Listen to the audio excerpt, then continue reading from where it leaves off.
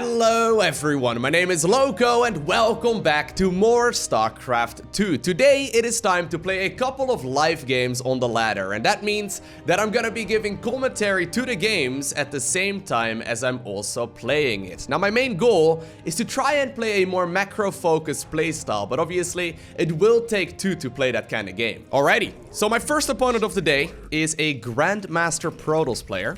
We're gonna have to try our very best. Now, obviously, if my opponent is gonna play overly greedy, or if I can go ahead and obtain the victory early, I'm gonna try and do exactly that, but oftentimes, in particular against Grandmaster level players, it's pretty difficult to squeeze out an early victory anyway. They, generally speaking, are really good at playing that defensive style, in particular Protoss players.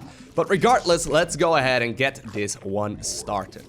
So he goes by the name of Kenshin, by the way. I don't think we've ever actually played before. Playing at a bit of a different time than I usually play at, obviously. I live stream on Monday through Saturday over at Twitch. Usually in the afternoon to like the early evening over here in the Netherlands. And right now I'm recording these videos, obviously, usually in the morning.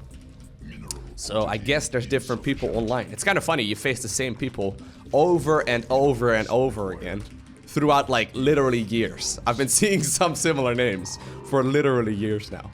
Regardless, obviously, if you want to play macro, we are going to be going for that hatchery on the low ground. One of the most popular strategy, though, recently in the Zerg vs Protoss, or one of the more popular strategies, rather, is that Has-based playstyle. I'm sure you know what I'm talking about. It's where you go for the counter rush into the Immortals and all of the dirty playstyles that Has has been going for as well. I quite like it. I actually really enjoy executing it myself. Don't tell my mother. She'd be very disappointed. So this guy's being a nuisance right here to my mineral patch. Stop being it's not very nice. He's trying to disrupt my mining. Well, you know what? I'll give him the satisfaction. I don't really care about this so much. Let's go ahead and put some more drones in the gas. And we will go from there. Now, this is going to be my first game of the day. Usually, my first games are not quite as clean as the follow-up ones, but at the very least, we can try our very best and see where we go. I don't really do warm-up games very often, by the way. I just sort of, you know, jump onto the ladder immediately. Cybercore there finishing up as well near the front. Very standard. And while I likely will be forced to face an adept here in just a little bit, I'm gonna go ahead and grab the third base here. My zerging speed, by the way, is just a little late. Ideally, I wanted that just a bit earlier. But I'm gonna be starting that one up right now, too. It will be here in just a second. And as long as I can get this third base up, we're not in a bad spot at all. He might not actually even go for an adept right now.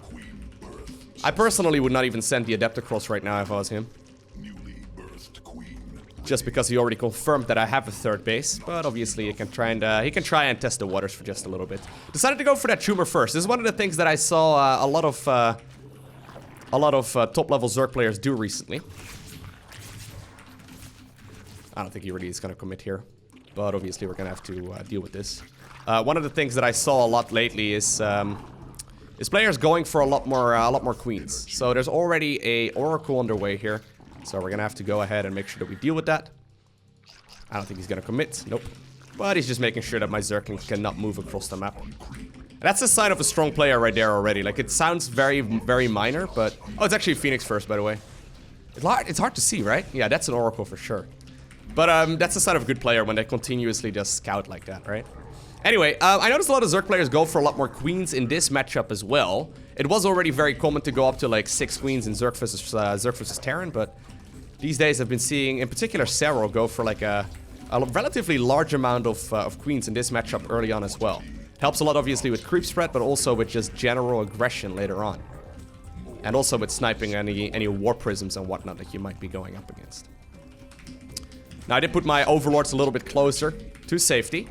Let's go ahead and get a Roach Warren going here in just a sec. I'm gonna leave a drone, or rather a Zergling over there. There's a robo facility now coming up for him too, so I wouldn't be surprised if this is going to be, you know, like a follow-up with Archon drops or anything along those lines. Let's go ahead and get the lair. So this is the second queen that helps out a lot, right?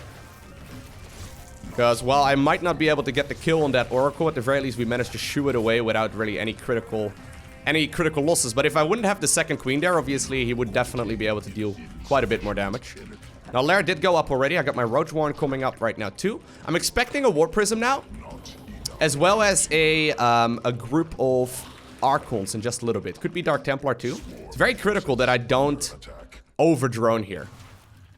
Okay, sniping that is actually a bit annoying for him. But I'm gonna start making a couple of roaches right now, because I don't really know exactly what he's doing. It's pretty difficult to scout as well without an overseer or anything along those lines, and that's obviously the Phoenix fault. Okay, there is a third base now. But I think I've got enough drones here for the time being. I'm gonna go ahead and lay down one tumor over here. Gonna go ahead and go for the upgrade for the roach speed, and we'll also go for an Evo chamber right around this time. Can I get in there, sir? Nope. Just wanted to test, see if I could. Okay, so I think I've got enough units here for now. I'm gonna go ahead and make a round of drones. But ideally we do want to try and see if we maybe can go for a bit of a push here in just a sec. So there's a couple more gateways coming up.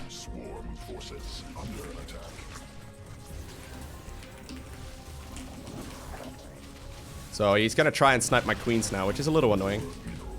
But obviously that's manageable.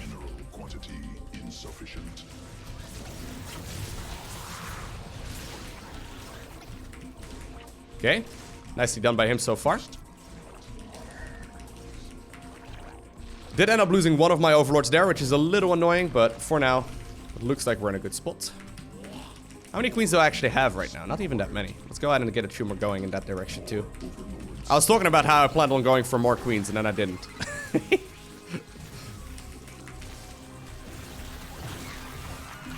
This is the annoyance though, right? You can see the amount of value you can get out of this. Okay. So roach speed is done.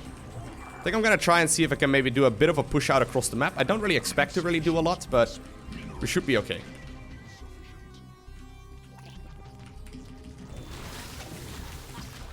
He's trying to get the tumor. No, my tumor. Well, he's probably gonna get it. Because Protoss players are jerks. I play a lot of Protoss myself. Don't tell my mom I said that. Well, ooh, nice stasis ward there by him. Yeah, there's already an immortal out. Even two immortals. Third one is gonna join in just a sec. Let us just go back for now. So we're now forced to play a more macro-focused game, which is great. That's exactly what I was hoping for.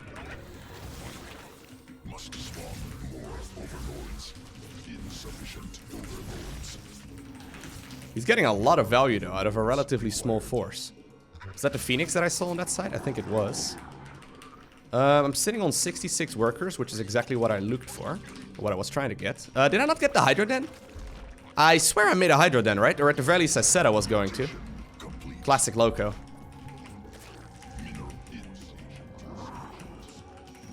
That kind of puts me in an awkward spot, though, because I'm right now stuck on Roach Ravager only. Hydras obviously are great, but they take a long time to upgrade. Okay, I just made a round of workers for that base. The newly acquired fourth.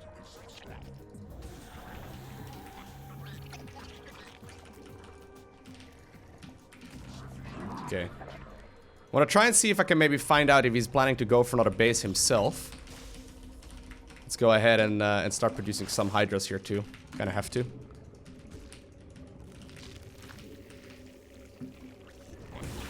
Man, he's really being a nuisance with the prism though. Okay, so he is going straight up to a fourth. Very interesting, okay. So that means that he is planning to just simply sit back here for a while as well. Now, if I was the Protoss here, I'd probably be very happy. Because he's got himself a really nice eco. He hasn't really been messed with at all. And he's capable of getting that army that he wants. Right, now I'm going up to a Hive. I want to get a Spire and ideally a Greater Spire too. But before I get my Hive tech out, he's gonna have a lot of units. And that's the thing, right? Here's that army that I was talking about. I am supply, or I'm maxed in supply here, so that's good at least.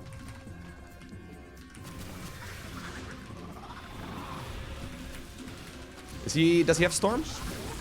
Guess he does.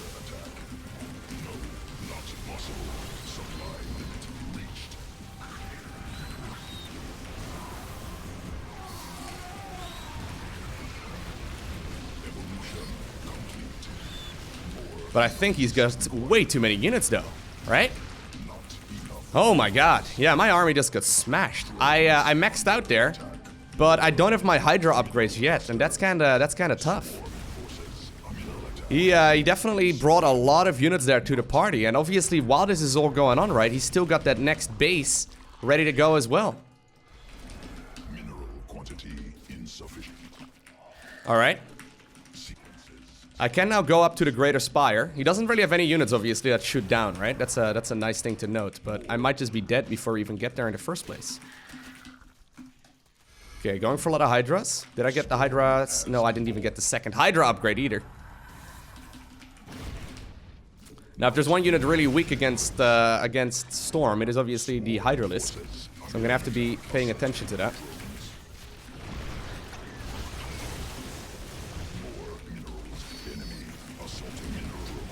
Okay, I don't think he's got any storms available. Oh, no, he does.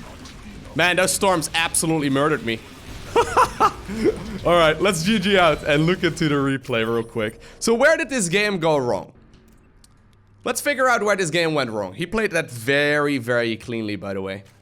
So what I want to look at right now is mostly the point where I started being at a disadvantage. That was honestly a very, very clean game there by our Protoss opponent, right? And that may just simply be him at a higher MMR than myself. I play obviously at a decently high level. I think I'm like, I don't know, rank 3, 4, 500 is in Europe, depending on what day. I guess my opponent was probably like top 150 or so. It does show that he's definitely a very strong, you know, a strong contender here. Anyway, early game, I don't think I really made any critical errors, but I may have been a little slow on the droning. Remember what I mentioned about all of the queens? I didn't really make that many, but you can see that he already chrono boosted out a ton of workers really early on, and then he's got a third base basically free of charge. Now, I didn't really want to go for any aggression because that's the kind of style that I'm practicing today, so I just wanted to play a more macro-focused game. A great option is to go for like a roach-based push towards this, you know, this side of the map. But I decided to just let him do whatever he likes, and that's one of the things that you see a lot at the pro level as well, where Zerg players just simply, you know, let them do whatever they like, right? And that's just, you know, part of the game. You gotta try and play a different kind of strategy every once in a while. So he already is setting up the Sim City here as well. It's very difficult. Like, once basically there's a shield battery over there and a couple of Immortals, pushing with Roach Ravager is extremely tricky. So instead I decide to sit back and just simply try and defend to the best of my abilities. Now I'm sitting at 57 workers here, which is really good for me. I really like the position that I am in right now. So I feel like the first 6-ish minutes were really good. Now let's see where we can go and maybe improve a little. So first off, I feel like my creep spread was not that great. The creep spread kind of just, you know, it was right over here somewhere, but it wasn't that phenomenal. My micro during the engagement wasn't that amazing either. And while I was maxed out, my force in general wasn't really strong because it was based around roaches and ravagers. And while on paper I should be able to hold that, I really did not, you know, I did not have a sufficient amount of army. I also did make quite a large amount of drones. I think I set on about 75 to 80 workers there near the end of the game when my fourth finished up. Maybe I should have just set back on 3 base for a little while longer instead, because obviously that would put me in a much safer position. Right, I can make the 4th base, but I obviously might have to treat it as like a macro hatchery here initially. So I go up to a maxed out army here. My opponent is at 175 supply, but it's much higher tech, right? A lot of Immortals, a lot of Archons here, and I think in general I just don't really have an army that's sufficient for it. I got myself the Hive coming up. I'm going for the ultimate switch into this force where I can hold his army back with, but I don't think I've got enough just to simply hold with this. Obviously, forgetting the Hydra Den initially hurts a lot here as well. That means I don't have any upgrades on my Hydras, and I don't have any Hydras here really that are you know, particularly good. While I am, you know, microing this decently well, he's just got such a massive force. Those storms provided so much value. Oh, okay, so that explains why. He was the rank 64 on the server. Fair enough. Alrighty, so here we go. Game number 2. We are up against a Terran player who goes by the name of KillerDead. It's a very menacing nickname. Fair enough, fair enough. Alrighty, so obviously in Terran versus Zerg, there's quite a lot of room for cheese as well. Basically, when you want to try and play that more macro-focused style as Zerg, usually you're looking at a handful of you know, a handful of all-ins that you have to worry about, right? Basically, if you want to play that more macro-focused style, you have to defend a lot in the early game and then eventually overwhelm them. And it's very good when you get there, but surviving past the early game, into the mid game, into the late game, oftentimes can be a bit of an issue. I do feel like I'm probably most practiced with playing this kind of more macro-focused style when it comes to facing off against Terran with Zerg. I think I've got like 70% win rate actually currently against Terran. It's definitely the highest it's been in a very, very long time. So overall, I feel really good against Terran. But it does require quite a bit of focus, because in TVZ, I like playing that Hydraling Bane style if they go bio. And you know, Roach Ravager, Swarm Host, or whatnot if they go mech. But you really cannot miss creep spread. You really cannot miss Queen Injects. You really cannot, you know, mess around too much. Particularly when you're playing macro. So let's see how this goes. Try to figure out with this Overlord if there's anything weird going on this side of the map. Usually if they go for proxies, they put them around, you know, the third base location. Somewhere on the low ground, sometimes up there. So we have to basically go around with that Overlord and figure out if there's anything cheeky coming up here from my opponent. Gonna go for an extra Overlord here as well at 19.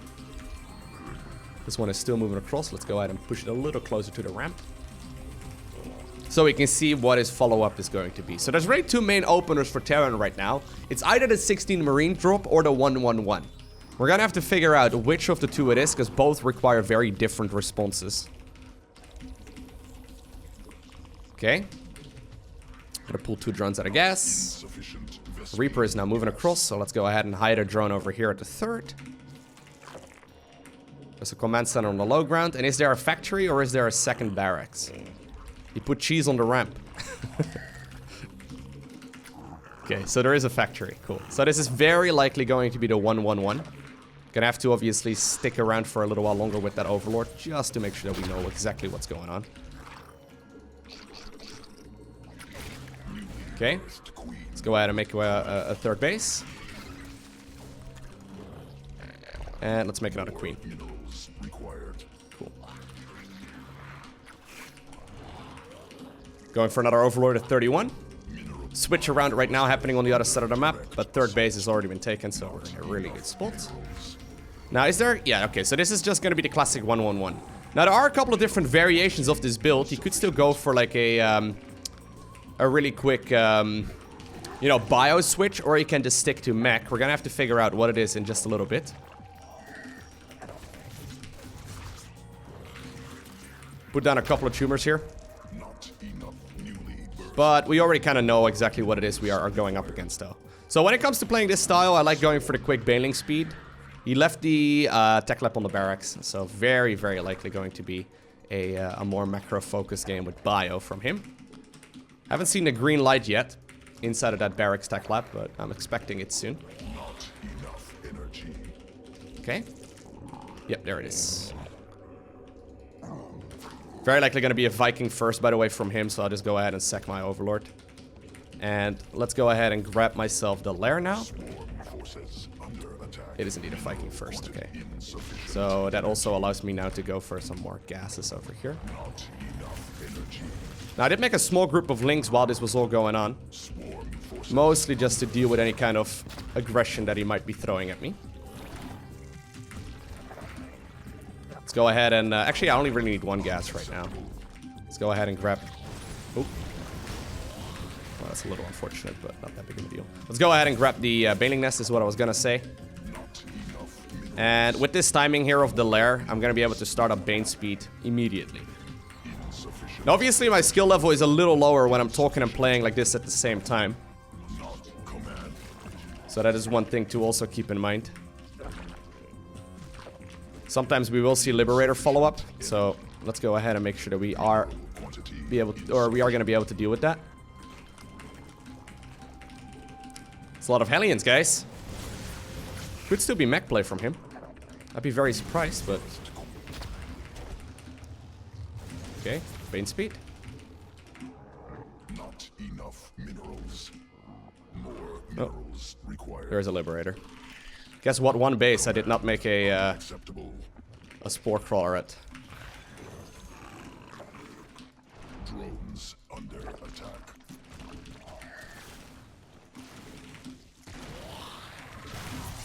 Okay. Let's go ahead and get some Evo chambers here.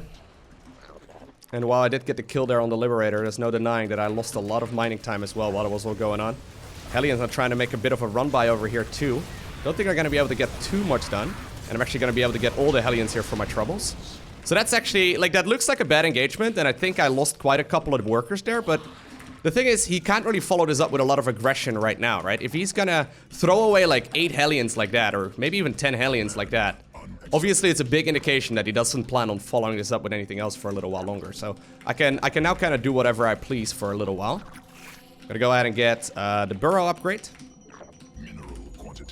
Okay. And considering there's actually no third for him, I have to be a little careful. I've got my third base already fully saturated. I'm even looking to take a fourth right now. I think that's exactly what I'm gonna do, but if he doesn't have a third yet, I do have to be a little careful here with the way that I'm approaching this. Free spread is looking good. I'm sitting now on, I think, about 66 workers. Okay, I'm at 59, so I'm gonna make a couple more. 66 is enough for 2 base saturation, obviously. Or 3 base saturation, rather. Let's go ahead and make a couple of safety banelings, just in case. Okay, so he did just land the third. Okay, cool. Alright, so creep spread is looking really strong. I'd like to get 1 tumor inside of my own main base. And I can also start doing some run-bys right now.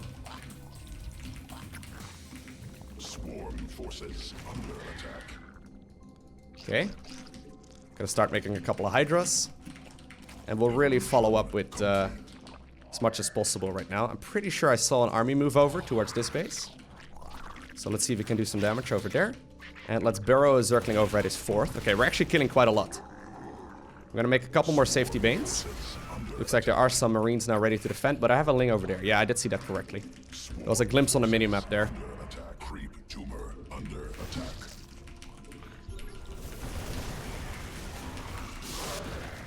Oh, got a siege tank. And I also killed that base. That's wonderful. Or I also swapped that attack around. Okay, fourth base is now done. With that push now also push back, I think it's time for us to start moving towards a droning, or the droning of the fourth base. So I want to ideally go up to a hive here as well in just a sec. Still trying to spend my money to the best of my abilities. Feel like I'm doing a good job. Let's get the Hydra ranged upgrade. Let's get +2 armor here in just a second. Base is now fully saturated over there too, so I can start looking for even a 5th right now if I really wanted to. And I'm also gonna start up +2 armor right now, and then the infestation pit. Okay.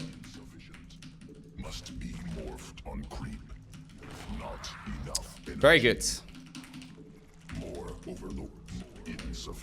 So I know my opponent has been macroing up for a little while already as well, but he hasn't got a 4th base. I'm gonna treat this 5th as like a macro hatch. Ooh, big drop coming up. Big drop coming up. There's also a push on the right-hand side. I saw that one, just barely in the nick of time. I do have Baneling, so at least I'm gonna be able to defend against this relatively easily. That's the drop on the left-hand side, and there's actually also one now headed towards this one over here. Gonna leave units everywhere.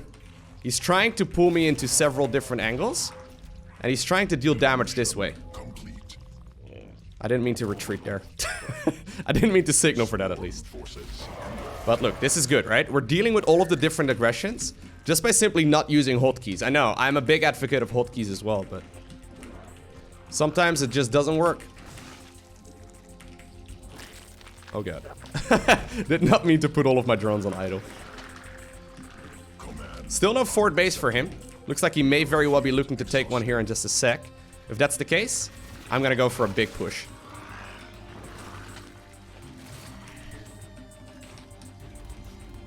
I'm gonna hit up 2 different angles at once. Obviously, he's gonna try and hit over here. Got a lot of Banelings ready to go on the other side as well. Hive is just about to finish. I'm gonna put some drones into the gas. Lynx can go in that direction. Rest of the army can go over here. So let's see if we can pull them into different little segments. Got a lot of Banelings though on that side. Okay. Oh! Oh, here comes the Bane! Oh my god. Okay, I gotta be careful. He actually has most of his army on the other side. I was wondering where his force was. Okay. Got a lot of Banelings now morphing in. I gotta be careful though. I did kill a lot of his army. Did kill most of his Banes as well. Or most of his bases, rather. But I did lose most of my Banelings in the process. My Banes are now finishing up now. Oh my god! These Banelings, man! They're providing so much value. He's a little salty.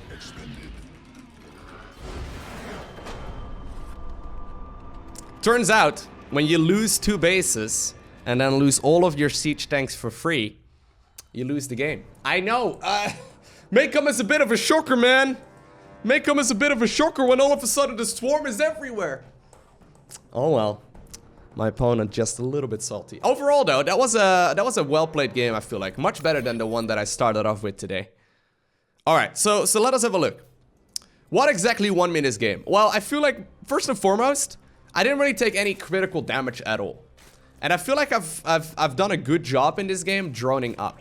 So my opponent tried to throw a lot of Hellions at me, he tried to go for the Liberator, and while I did lose some mining time to the Liberator and I did lose a couple of drones to the Hellions, overall he lost all of the Hellions and then also the Liberator too.